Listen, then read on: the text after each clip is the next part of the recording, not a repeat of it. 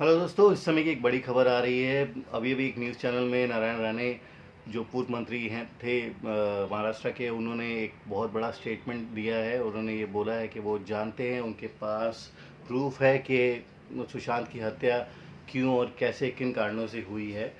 तो इस चीज़ पे बात करते हुए उन्होंने काफ़ी खुलासा किया। उन्होंने कहा ये सब केस जो है इंटरकनेक्टेड, एक दूसरे से। दिशा का केस और सुशांत की मौत जो हुई है वो एक दूसरे से कनेक्टेड है। उन्होंने पहले भी बयान दिया था, उन्होंने प्रेस कॉन्फ्रेंस भी करी थी, और आज भी जब वो लाइव आए अर्नब गोस्वामी के चैनल पे, तो उन्होंने ये क्लियर बोला कि उनके पास एविडेंस है, उनके पास ऐसे सोर्सेस हैं जिन्होंने उनको ये बात कंफर्म बताई है कि ये सुसाइड नहीं, ये हत्या है और ये मर्डर है। इसमें तो उन्होंने, अर्नब ने पूछा कि आपको कैसे पता, तो उन्होंने बताया कि जब वक्त आएगा तो मैं वो चीज़ें सामने रखूँगा। अभी मैं उनके नाम, वो मेरे सोर्सेस के नाम नहीं बता सकता हूँ, ना मैं इस चीज़ों के बारे में ज़्यादा खुल के बोल सकता हूँ, क्योंकि उनकी जान को खतरा हो जाएगा। ये बहुत बड़ा स्टेटमेंट आया है। और आज उन्होंने ये भी बोला कि जो लोग सोचते हैं कि सीबीआई अपना काम नहीं कर रही है, मैं आपको बता दूँ सीबीआई अपना काम कर रही है।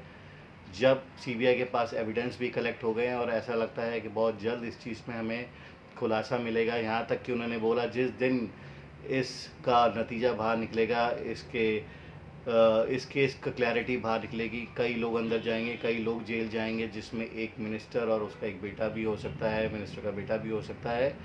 और उन्होंने खुल के बोला आप किसकी तरफ बात कर रहे हैं। तो जैसे अपने बयान से वो हमेशा खुल के जाने जाते हैं, खुल के नाम लेते हैं, उन्होंने सीधे ठाकरे परिवार के ऊपर इशारा किया। और उन्होंने यही बोला कि मैं जानता हूँ किस कारणों से क्यों और कैसे हुआ। उन्होंने यहाँ तक भी बताया कि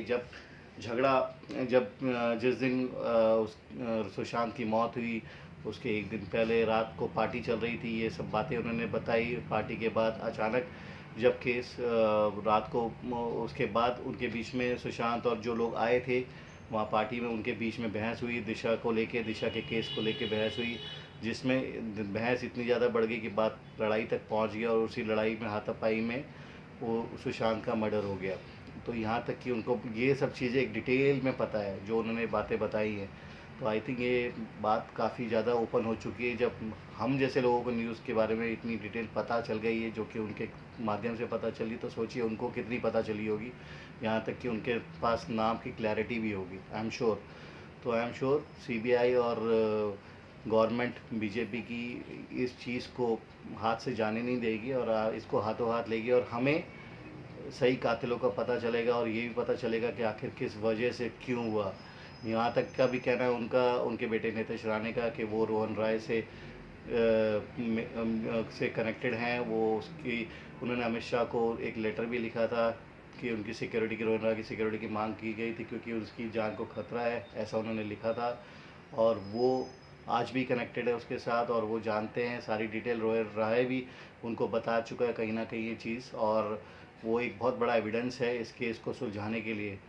तो हमें लगता है ऐसा कि जैसे हम लोग बहुत नियर हैं ये बात सुनने के लिए कि भाई सुशांत की हत्या का रीज़न क्या था, दिशा की हत्या का रीज़न क्या था, किसने उसको छत से फेंका, किसने उसके साथ दुर्व्यवहार किया और किस कारणों से किया। ये सब चीज़ें खुलासा धीरे धीरे बाहर आने ही वाला है। हमें पेशेंस रखना चाहिए। और आई थिंक जो लोग, मुझे ऐसा लगता है कि हम लोग, कई लोग ऐसे बोल रहे थे कि मोदी जी कुछ कर नहीं रहे हैं, मुझे ऐसा लगता है कि शायद कुछ हो रहा है अंदर ही अंदर, कुछ ऐसी खिचड़ी पक रही है जो कि जल्दी ही बाहर आएगी, और सब हमको पता चलेगा कि क्या हो रहा है।